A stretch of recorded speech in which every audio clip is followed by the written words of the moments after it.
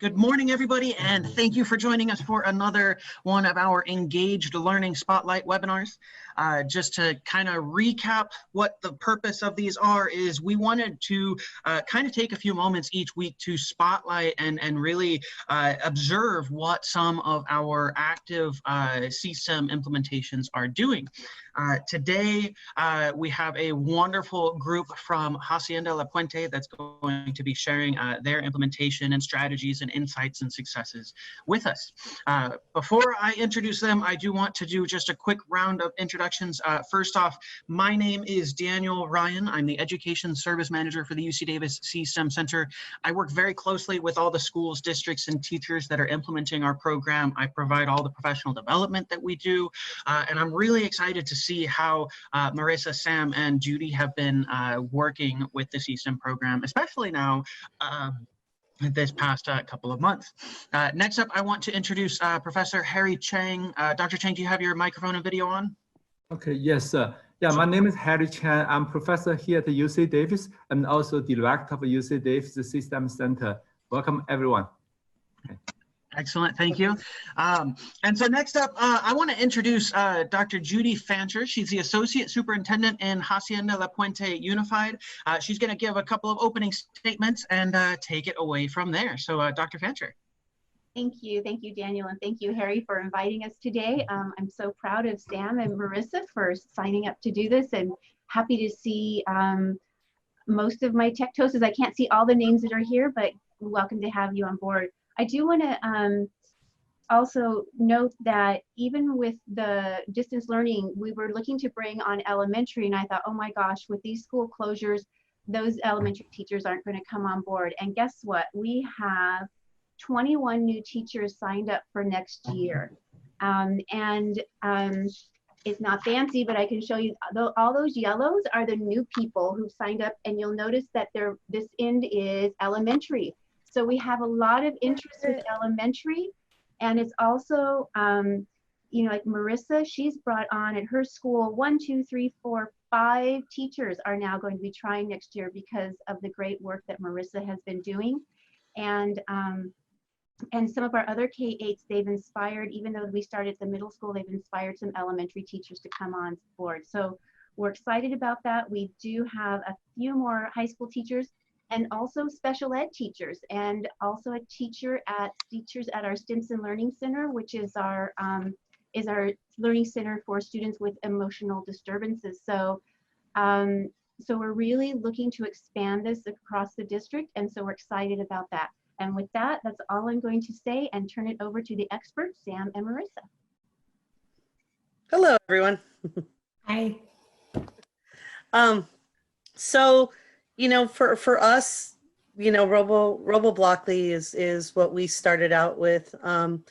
And, you know, just in the very beginning, you know, it was for us, you know, just trying to figure out how to make it all work. You know, I think that was the biggest thing. And, you know, we realized early on that the CSTEM teachers, we all needed each other. So Sam and I have been planning pretty much every week, you know, since, you know, we kind of realized this. So early on, every week, pretty much throughout the entire year.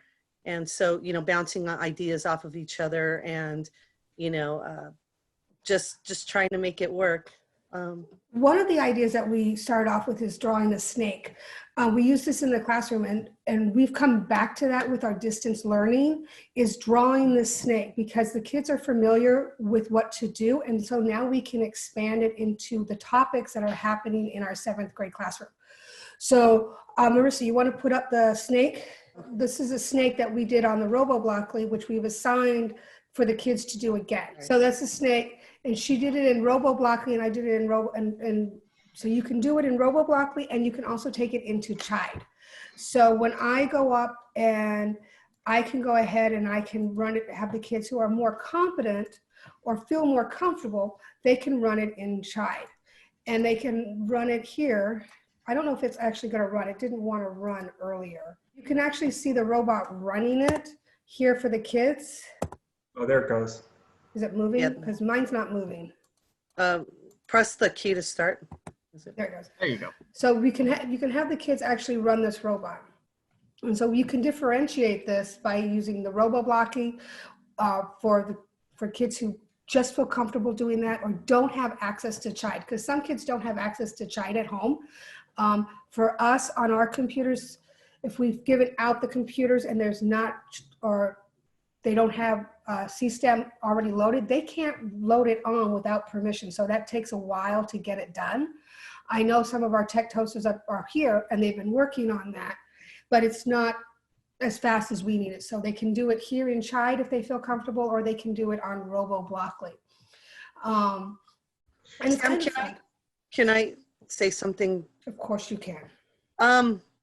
So to go back to the snake for just a second, one of the things that we wanted to start out early with is, bringing the math into this class, and that's the big goal is to try to show math in a different way. And so one of the things that I tried to make an emphasis of is the units, and that going several steps, in this case 3 units to the right, and really starting to get them associating with units, because I've found that a lot of times with the 7th graders, they still don't really, like, a lot of them still struggle with that idea of moving 3 units. And, for us, it's kind of like, we get it, but, a lot of times these kids who struggle with math, they still really don't understand those concepts. So the more we ingrain in their minds, move 3 units to the right, 5 units down, et cetera, they start to understand it in terms of math, and it's just, it really starts to click with them. So, going back with the snake here, we started them work in Robo-Blockly. We have them start programming, and as you can see, the snake comes out. And so one of the ideas that, if you want to differentiate, you can start to say, okay, let's do this, but let's translate it. Let's go ahead and, let's have the snake lie right there on the x-axis. So we have to go down here and change this so that we change the x and the y-axis right here. And so now when we run it, the snake will lie right there on the x-axis. So we start using these phrases all the time, and we can adjust what we're doing for the students, for the difficulty, and just differentiating and creating different things for them to do. You can also do rotations if you wanted. There's just different ways you can adjust. Once they're comfortable drawing the snake or drawing any image, you can make sure you can differentiate it again through any image that you want to them. They can find their own image. You can assign different images. And what's one of the things that we have to do when we're doing distance learning is not just give them one thing. We have to extend it out to make them more interested and make them engaged, because we're not there to stand over them and say, do this, you're not doing that. So we have to make it interesting, so we can give them different pictures, and then we could tell them, hey, now find the area and the perimeter, which is part of 7th grade standard, especially in something that's a composite figure. Exactly. And then we can go find that. Oh, also reinforce our proportions. Put it on the same screen, make the snake twice as big, twice as small, 3 times as large, 3 times smaller, and then find the area of that snake, which is proportional. And then you can start seeing the proportions to it. But one of the things that I really want to make sure we understand is that when we're trying to do distance learning, we've got to make the kids want to log in, want to check in, want to do what they think, want to do something. Otherwise, it's boring. That's why we went back to something that we've done at the beginning, something that they feel comfortable with, something that they don't have a tremendous amount of questions with, that they can also do on their own. And Marissa, do you want to share your pictures of the pictures that we have? Yes. So we have I'm sorry. Oh, no, go ahead. Keep. We have several different pictures here that we can do. You can see there's a snake, there's a house, there's an elephant. Well, I wanted to mention right here that one of the other ways you can differentiate is you don't even have to introduce the picture at first. This way you can just give the units themselves and have the kids graph it out or put it on RoboBlockly according to these commands and graph it out and see what mystery picture they have. Or as Sam was saying, you can have them they can choose their picture, here's an elephant. And some of them are obviously easier to figure out the areas, like you break it into different shapes and rectangles. This elephant is not that hard, but we get down and you can see like the squirrel. The squirrel. Has a lot of different parts to it, lots of different shapes. And the butterfly is the same. And then the crab, I don't know if you can highlight the crab, but the crab is over here. The crab, as you can see, it's a lot of different pieces that they would have to add together. So you can differentiate that again with the kids. And like a lot of our C-STEM classes that we have the below, at least ours, we have not met or nearly met the standard. So they need that reinforcement. They need that differentiation to be able to access the material for them. And the other thing that we can do, if I can share my screen for a moment, is the 8-bit. If they want to go and do something different, you can go into what's called the 8-bit images. And then you could tell them they can pick something from this screen that they want to draw. And that makes it, hey, I get to do Mario Brothers, or I get to make a Pokeball or a Pac-Man or a heart or something that they really are interested in. And for the actually more advanced students, and they could actually go in, and especially I think in RoboBlockly, they can color it. They can color shapes and things like that by using the drawing program part of it. So we can really make this very easy for the lower end kids and very high for the upper end kids who want to. But it's also, they get buy-in and they get very into doing things like that. So they can do a lot of what they want. And also one of the things that RoboBlockly has also done, if you want to go back to RoboBlockly, Marissa? Yes. And RoboBlockly has put in some really new things that are little hooks for the kids as well. In RoboBlockly, they put in these new models. So in the robot, you can put in model. So if she clicks model, you can use different robots, airplanes. My favorite's the bee, of course, since it's Higbee, it's got a bee in it. But there's also different ones. If you want to draw a butterfly, they can use a butterfly to draw it. We don't have a snake, but that's maybe coming later. Hint, hint. So go ahead. As you can see now, the bee is on there instead of the robot. And it's just another little hook for getting the kids interested in doing that and getting excited about, hey, I can customize it. And they can do the backgrounds that they want.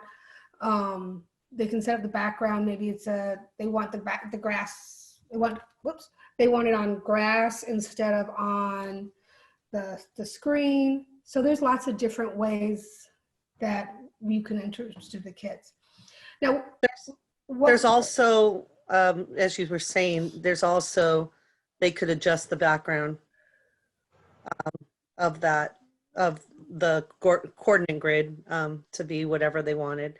However, we were talking about this for us, we cannot at this point, we're still, learning this ourselves. So, trying to send this out to our kids is still a work in progress. We're getting there, but we're learning things as we go along too. But so the kids could really customize this if they wanted. If we had a butterfly in the background here, they could put a picture of maybe a flower or something and create a whole picture here.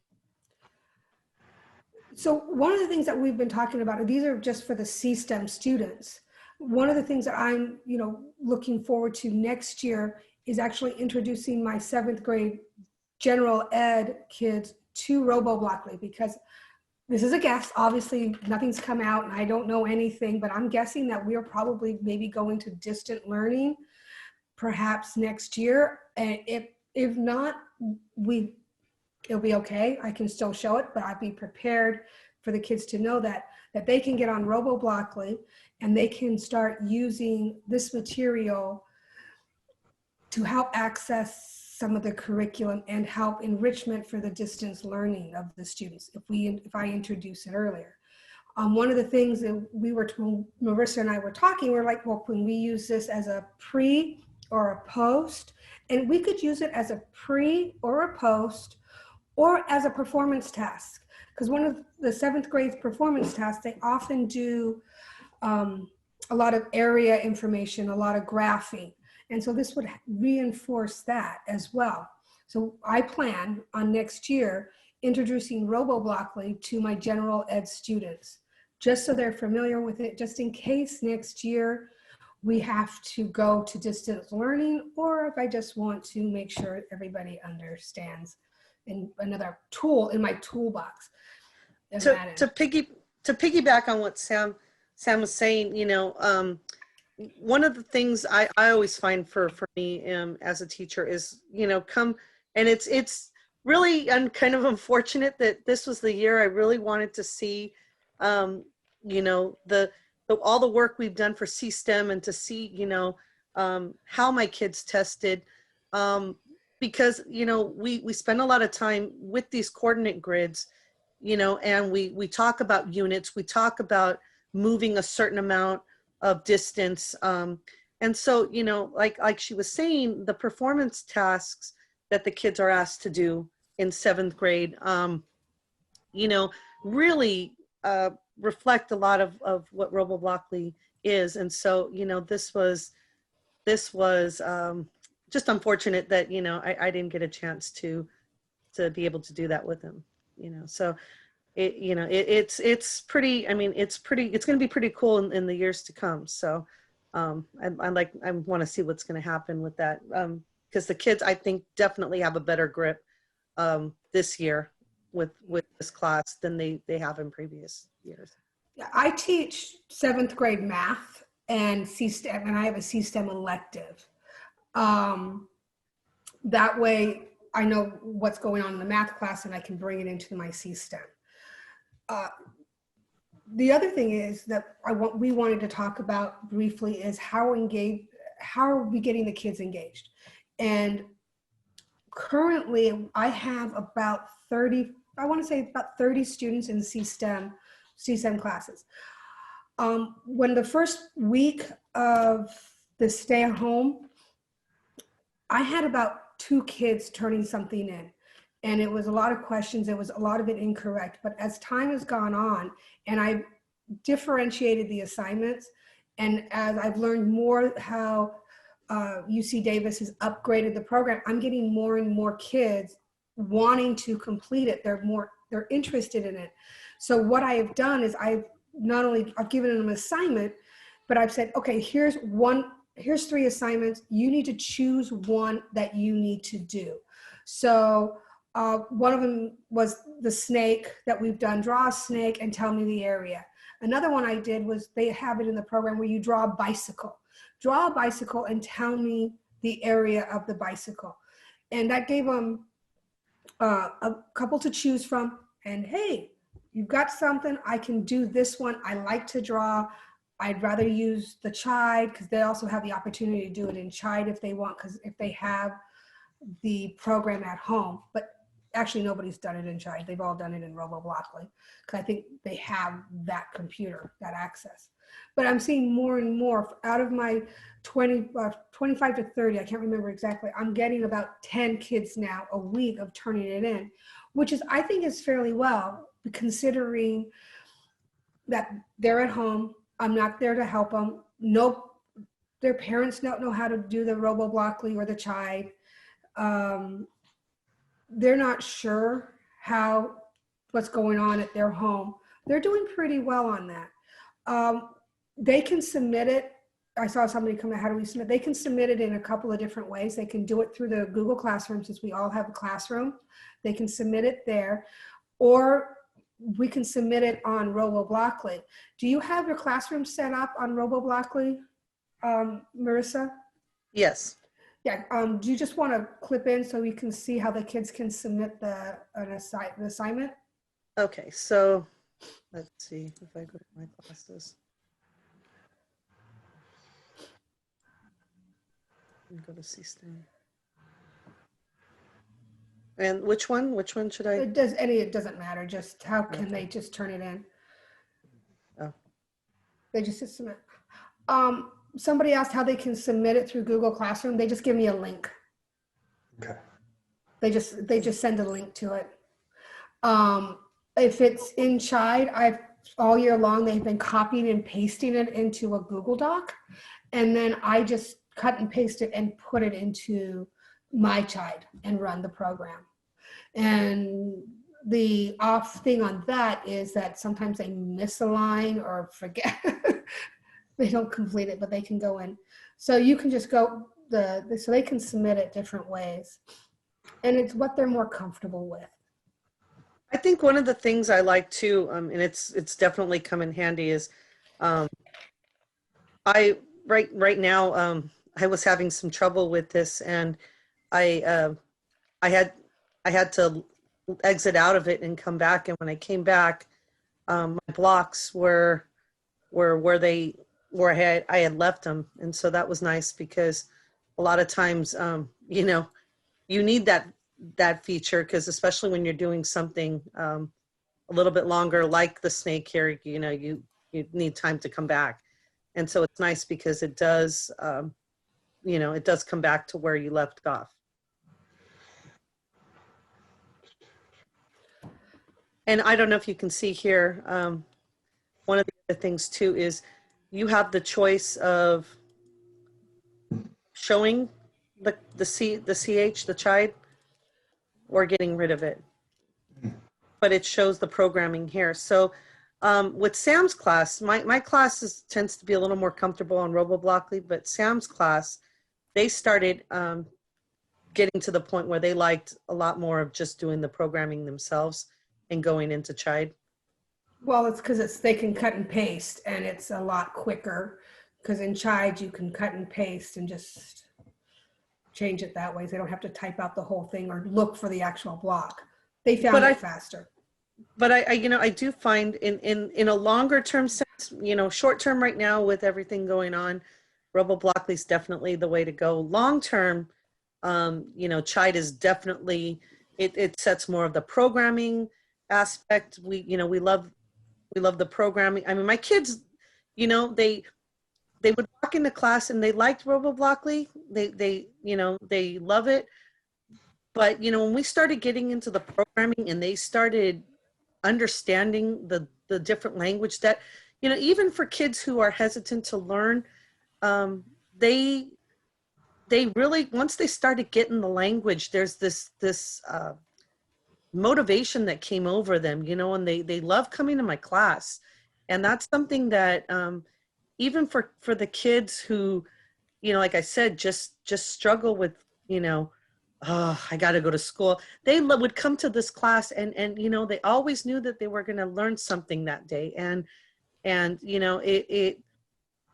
they never resisted coming to the class, and that was something, and they knew that they were taking away something really unique and special that, a lot of other classes, elective classes, not to put any other elective classes down. It definitely, was something that they felt a part of. And that's, it's really unfortunate that we're not all together, because, there was that camaraderie in that class, and I miss it. I miss it a lot right now. And they miss it too, I'm sure, simply because they want it. And that's why we have to get stuff that they can do, they feel comfortable doing distance learning, at the same time that's advancing them in their abilities, but at their comfort level at home, because there's no one to ask questions. It's really hard to ask questions, I should say. All right, so we're actually getting pretty close to the end of our time here for today. So before we start to round up and I put a feedback survey in the chat and we open for questions and answers, I do have a couple of questions for both of you. First off, did either of you have any coding or robotics experience before you started working with the CSTEM program this year? Not at all. I knew how to turn on and off a computer. I am really not a computer person. Okay, and how about you, Marissa? My husband does coding. However, I never really paid attention to it. I had actually had way back, we're talking 1998, 99, I had learned how to do HTML. Then we started Code to the Future. So I had some coding experience with that. However, very honest, I started a C+ program way back when, and I withdrew from that class within like 2 weeks or something. It scared me. So, you know, to get into this class and to start programming and to see what it does, I've developed a new love for coding. And it's actually quite nice now to be able to have conversations with my husband over, you know, certain things and to ask questions, you know, regarding, you know, programming. What am I doing wrong? You know, so I had minimal experience. Okay. Well, we're gonna go back to high school. I did DOS. So given that you didn't have any experience and this is your first year working with the CSTEM program, how do you feel that impacted the way you were able to work with your students and the repertoire you built with them, given that you were learning this at the same time as them? Oh, well, I think it made it a lot easier to relate to them and for them to relate to me on that aspect, because I'm like, how do you do this? And I don't know. I'm like, I don't know. Let's figure it out. For example, when we were working with RoboSim, I'm like, they're like, how do we get it so you can look down on it? And I'm like, I have no idea. And they started playing with it, and within 5 minutes, somebody goes, oh, you hit push 2. And it gives it an overhead view. Oh, how do you zoom in? You right click. And they were telling me how to do it. And one of the things that we would do on the program is when the kids are making a mistake, I'd look at it, I go, I can't see it. I can't see it. And somebody else would come over. One of the kids would go, I'm going to help you. And I'll do that. Oh, you forgot a semicolon, which is the biggest problem. But they're learning it. I'm learning it. And we're all figuring it out together. And it really bonded the kids. Like, well, she doesn't know what she's doing either. It's like, well, you're right. Let's figure it out. And that's what I said about the group, you know, that group aspect, that camaraderie that we all had is, you know, I would, you know, they'd ask me questions. I say, I'm right there with you guys. I'm learning it as we go, you know, and to try and figure it out as a group, as a team, it was something that, you know, it's a very special, you know, experience when you're moving along with your class, and even with the kids, with each other, you know, that they definitely, you know, I found this certain level of respect for the kids with each other, because, you know, this was a class that we found that, you know, maybe you have that kid who gets in trouble, you know, in class, but when he comes to this class, he's like the superstar. You know, he's the one everyone's going to for, you know, the how do you fix that? Help me out, you know, and you know, and he's the one who's shining, the shining star in the class. So, you know, it definitely gives them a self-esteem, and that was one of the biggest things that I saw with my students, is that their self-esteem greatly improved, because a lot of times, you know, you'd hear, I can't, and from this class, you know, the kids just started to, they'd come in as little, you know, little adults, and all right, we're ready to work, and, you know, we're going to get this, we're going to do this. And I, you know, like I said, I'm thinking about all these things right now, and I'm missing them right now big time. So. Excellent, thank you. And then one last question. Given that this is your first year learning the whole program and getting started, do you have any tips for anybody who might be jumping into their first year this fall? Suggestions on how they might get started, or just any kind of insights as a first year teacher? Use One of the things that I found very, very, very helpful is the PowerPoints that are provided by CSTEM, by you, Daniel. Those PowerPoints are really, really, really super helpful. Go through the programs, just start off and go read them, go, okay, so this is what we're going to do. The book is nice to fall back on, but it's really hard for the kids to read. So don't really rely on the book, use the PowerPoints more, and then back it up with the book. That's my advice. And don't be afraid to get your feet wet. Just jump on in, because they're going to get it faster than you will. Well, in my case, anyway. You know, and to add to that, just you're going to have days where you have this idea in your head of what's going to happen and it does not work. So, you know, don't be afraid if things don't work out the way you do. If you fail at it, just come back and, you know, work. With regards to the snake, we had this great idea that we were going to attach a pen to this, and you know, we set up everything on the floor. You know, had this where the robot was going to trace the pens out, or was going to trace the snake out, and it, because of the turns and everything, it did not look like the snake, and so it was a complete fail. But you know, it definitely teaches you, you know, to take, and it teaches the kids too that, hey, look, the teacher's taking chances. The teacher's gonna mess up. Let's go back to the drawing board. And I had this one kid when that happened who's like, Mrs. Blesseum, we need to put it right in the middle. And he was so determined. He spent this time. He put underneath the robot, he put a little piece of crayon, and he was just determined to do it. And it worked until it fell off. Yeah. and so, you know, the kids just, they start to work as a team. We all work as a team, and it was awesome. Can I just add one more thing? Is that when we tried that snake and trying to do it, the first thing I did is when it didn't work, I called and talked to Daniel. And next thing I know, they're like, oh, we're working on that. And so any questions that you have, or anything that, hey, what if you changed this or added this, or what about this? They take that, both Harry and Daniel take that into account and start making changes. So it's good. Yes, thank you.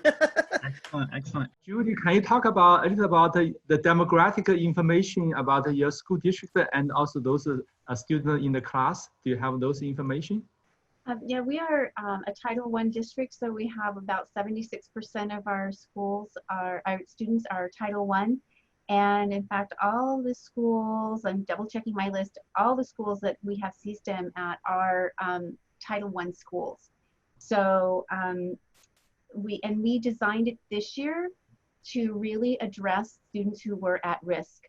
We know there are some students who are accelerated and want to get into this, but we were really looking to close that achievement gap. So, and you heard Marissa and you heard Sam, and I know it's true for all the other teachers in the district too who are really working on this, that the kids are buying in and feeling like I can do this. And that is really the result that we want. Thank you both, and Dr. Fancher as well, so much for presenting for us today and kind of sharing what it is you are all doing for the students using the CSTEM program.